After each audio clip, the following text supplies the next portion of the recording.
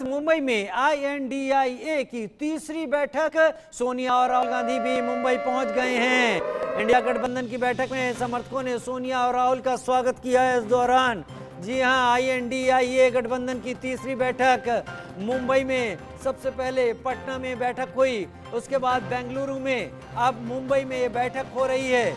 और मुंबई में बताया जा रहा है कि 28 दलों के 63 नेता इसमें शामिल हो रहे हैं। समर्थकों ने सोनिया और राहुल का स्वागत किया है। तस्वीरें आपके टीवी स्क्रीन पर।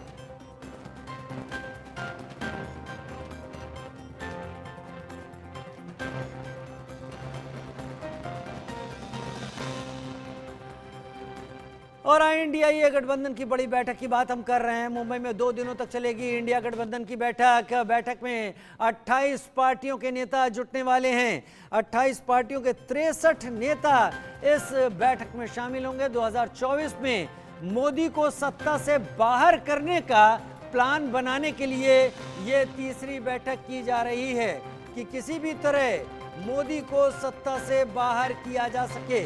इसलिए 28 दल आपस में मिले हैं और सभी मिलकर अपनी रणनीति बना रहे हैं।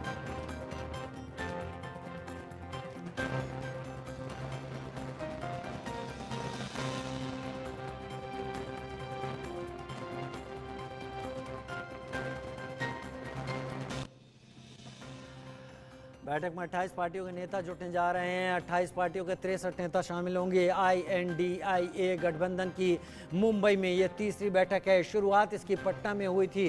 बिहार के मुख्यमंत्री नीतीश कुमार ने अलग अलग जगह के नेताओं से मिलकर इस पहली शुरुआत का आगाज कराया था। उसके बाद दूसरी मीटिंग बेंगलुरु में हुई और तीसरी मीटिंग आज मुंबई में होने जा रही है। आज से शुरुआत है इस बैठक की। अब से कुछ देर में बैठक शुरू होगी। वहां पर सोनिया और राहुल यहां पहुंच चुके हैं। देखना होगा कि आज किस तरह की रणनीति बनाने में सफल होते हैं। क्या सीट शेयरिंग का कोई फॉर्मूला कल जब ये बैठक पूरी होती है तो निकलकर सामने आता है? क्या लोगो लॉन्च हो पाता है? क्या एक झंडा लॉन्च हो पाता है? क्योंकि ऐसी भी खबरें हैं कि 450 सीटें INDIA गठबंधन यानी इंडिया गठबंधन ने तय की हैं, जिन पर वो एक उम्मीदवार उतारकर NDA को टक्कर देंगे।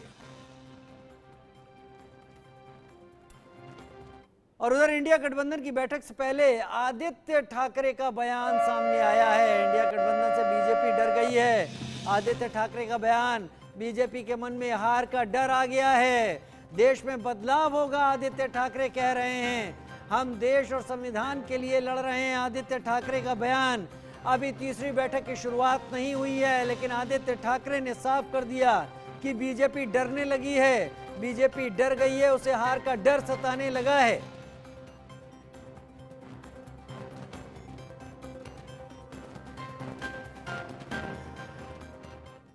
तो उधर इंडिया गठबंधन की बैठक के बाद बीजेपी का करारा हमला हुआ है इस बैठक पर। और बीजेपी की तरफ से कहा गया है कि विपक्ष का गठबंधन स्वार्थ से भरा हुआ है, निजी स्वार्थ से। ये मजबूरी का गठबंधन है, मजबूती का कतई नहीं है। ये मिनिमम प्रोग्राम है और मैक्सिमम प्रॉफिट चाहते हैं। विपक्ष के बीच म्यूजिकल चेयर का खेल चल रहा है। घमंडिया गठबंधन फिर से लॉन्च हो रहा है। मुंबई में होने जा रही बैठक पर बीजेपी ने तंज कसा है। आदित्य ठाकरे ने जहां कहा कि बीजेपी डर गई है, वहीं पर बीजेपी ने साफ कहा ये मजबूती का नहीं, ये मजबूरी का गठबंधन है। मिनिमम प्रोग्राम और मैक्सिमम प्रॉफिट की बात करते हुए घमंडिया गठबंधन लॉन्च हुआ है।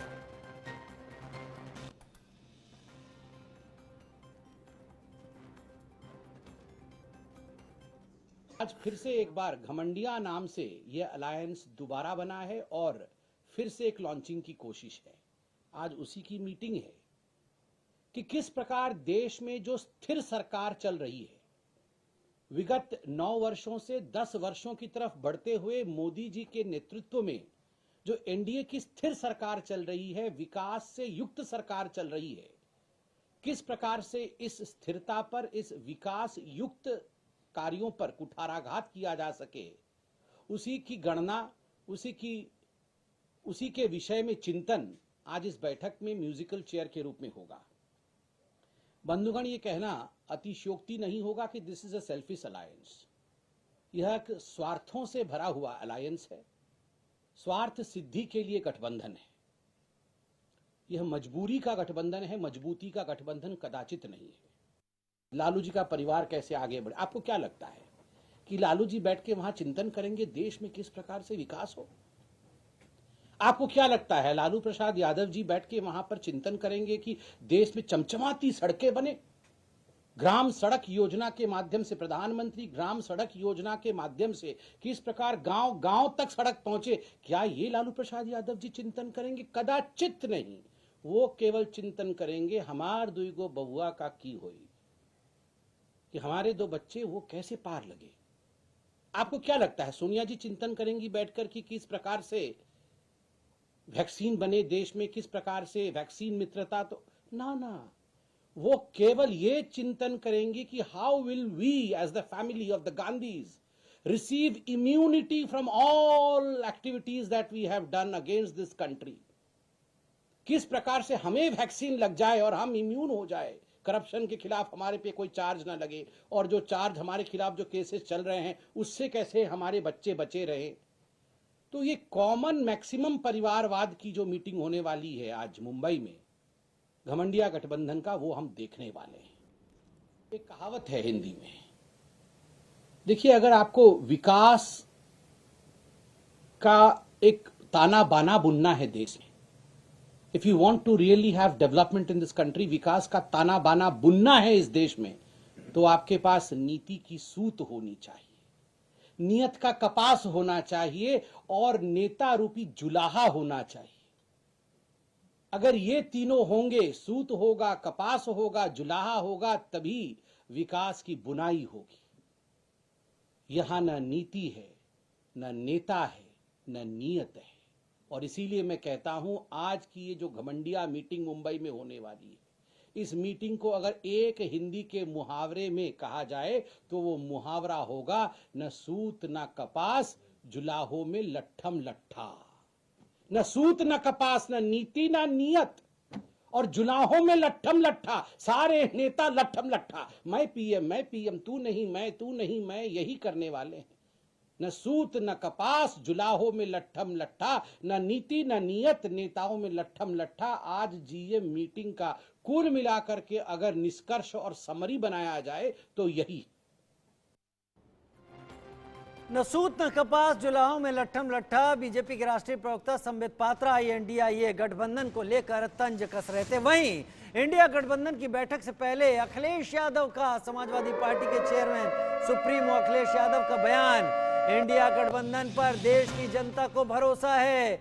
जो लोग 2014 में आए थे वो 2024 में चले जाएंगे। बीजेपी ने देश को धोखा दिया है। अखिलेश यादव का बयान, 2024 में यूपी की अहम भूमिका होने वाली है।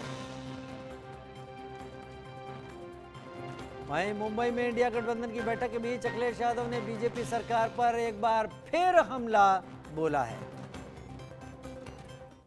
कि उत्तर प्रदेश में 80 सीटें हैं और उत्तर प्रदेश की बड़ी भूमिका है, इसलिए उत्तर प्रदेश की जनता, जिन लोगों ने धोखा दिया है जनता को, उनको 24 में बाहर करेंगे। जो 14 में आए थे वो 24 में चले जाएंगे। मुझे खुशी है इस बात की कि लगातार इंडिया गठबंधन की बैठकें हो रही हैं। पहले पटना में हुई, बेंगलोर में, और आज से महाराष्ट्र के और मुंबई शहर में, जो हमारी आर्थिक राजधानी है, वहाँ पर कार्यक्रम होने जा रहा है। पूरे देश की जनता को भरोसा है कि ये गठबंधन तैयार होगा और भारतीय जनता पार्टी देश से बाहर जाएगी। और एक और बड़ी खबर का रुख कर लेते हैं। इंडिया गठबंधन को लेकर प्रशांत किशोर का बयान भी सामने आ गया है। महागठबंधन का राष्ट्रीय राजनीति पर किसी तरीके का कोई असर नहीं होगा। जी हां, INDIA इंडिया गठबंधन के 2 और NDA के 2 तिहाई दलों के पास सांसद भी नहीं हैं। गठबंधन सिर्फ संख्या गिनाने के लिए दलों की परिपाटी है।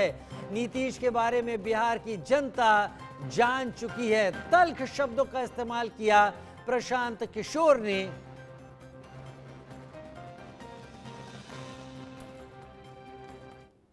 जहां तक नीतीश जी के प्रयास का सवाल है, तो नीतीश जी की तो जो अपनी हालत इतनी खराब है, जो अपने राज्य में अपना पैर रखने का ठिकाना नहीं है, तो आप विपक्षी एकता और देश के स्तर पर उनको, भाई अगर विपक्षी एकता कोई करेगा, अगर आप ऑर्डर में भी देखिए तो सबसे बड़ी पार्टी कांग्रेस है, उसके बाद तृणमूल है, उसके बाद डीएमके है, जो पूरे पूरे राज्य जीत कर बैठे हुए हैं, उनके पास 20-20, 25-25 एमपी हैं, अपने राज्य में वो जीतने का दावा कर सकते हैं। नीतीश कुमार जी के पास तो कुछ है ही नहीं, न दल है, न इमेज बचा है, तो आप किस आधार पर आपको कोई बना दिए? तो बिहार के पत्रकार जो हैं, ये आप लोग जबरदस्ती का खबर बनाते हैं। आप कर्नाटक में, तमिलनाडु, बंगाल में जाइए तो कौन चर्चा कर रहा है नीतीश कुमार की?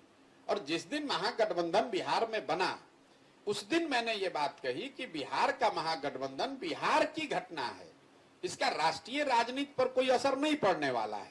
आरजेडी को 0 एमपी है बिहार में।